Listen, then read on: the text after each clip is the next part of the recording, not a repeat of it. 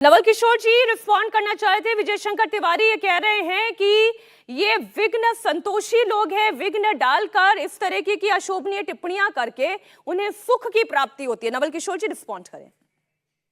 देखिए, अगर इनको देखा जाए और इनके पूरे कार्यक्रम को देखा जाए तो ये सिर्फ भाजपा का जमीन इन्होंने तैयार किया है। ये भगवान राम के लिए कुछ नहीं किए हैं। सच बात ये है कि एक राजनीतिक दल के सहयोगी संस्था के रूप में काम करते हैं। जहां तक ये बोल रहे हैं कि एक बिल्कुल सही है कि राम जोड़ने का नाम है, लेकिन भाजपा और भाजपा के साथी संगठन जो है वो तोड़ने का काम करती है। तभी वह जाति में बटी हुई जो समाज है, हिंदू समाज, जब उसको जातिगत गैर बराबरी से दूर करने की कोशिश की जा रही है और बिहार ने ये कह के दिखाया है।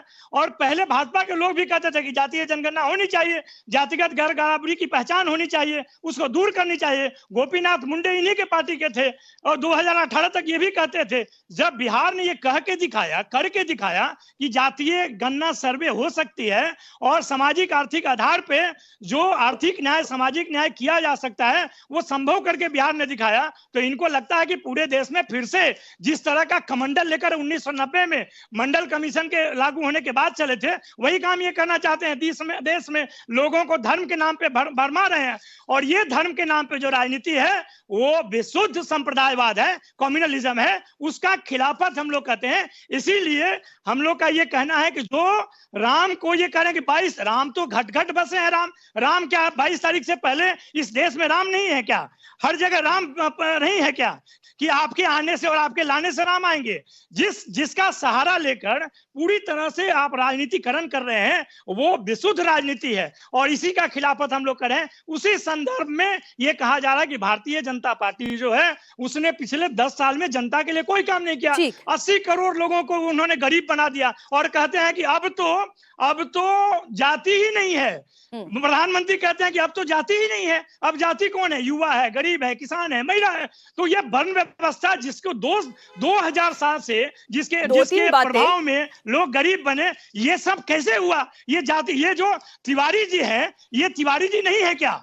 जो जातिगत पहचान है इस देश में वो किसने बनाई? उसका दो तीन बातें जो आपने कहा कि राम के नाम पर एक एजेंडा सेट करने की कोशिश हो रही है, विशुद्ध रूप से पॉलिटिकल है, और तीसरी बात जो आपने कहा कम्युनलिज्म। विजय शंकर तिवारी जी, पहले आप इस पर जवाब दे दें और साथ ही पहले इस बात का भी उत्तर दें, क्या लालू प्रसाद यादव जी को राम मंदिर की प्राण प्रतिष्ठा के लिए न्योता गया है, आमंत्रण हुआ है या नहीं? साक्षी, मैं बताता हूँ जो कार सेवा हुई थी और एक ट्रेन में कार सेवा करके वापस जाने वाले लोग जा रहे थे, तो गोधरा में ट्रेन के अंदर पेट्रोल डाल करके, तेल डाल करके उनको ट्रेन के अंदर जला दिया गया था। उस पर जांच होनी थी तो लालू जी ने अपनी स्वतंत्र जांच करवाई और जांच करवाने के बाद 2002 में बताइए, लालू जी किसी ने मारा नहीं, किसी ने पेट्रोल डाल के नहीं मारा। ये गैस एक मिनट, चिखिए मत सबको पता है। आपके चिखने से कुछ नहीं होगा, आपके चिखने से कुछ नहीं होगा, आपके चिखने से कुछ नहीं होगा। रेल मंत्री को बता दीजिए। देखो, बोलो यार, बहुत विनम्रता से पूछता हूँ, ये 2002 में सुन लीजिए पहले देखो। नवल जी, मैं तो एक सवाल पूछ रहा हूँ, आप क्यों गुस्सा रहे हैं? मैं तो सिर्फ आपसे पूछ रहा हूँ 2002 में लेकिन जांच मंत्री कौन थे? अरे मैं कह रहा हूं कि लालू जी ने जांच कराई थी कि नहीं कराई थी? लालू जी ने जब आए सरकार में जांच कराई थी कि नहीं कराई थी? और उन्होंने कहा कि नहीं, कहा कि यहाँ पर अंदर से आग लगी है। उन्होंने जांच जब भी कराई नहीं, उस समय जब लोग थे उन्होंने नहीं कहा। लालू जी ने अपनी स्वतंत्र जांच कराकर कहा कि इसमें स्टोव से, वहां गैस सिलेंडर से आग लगी।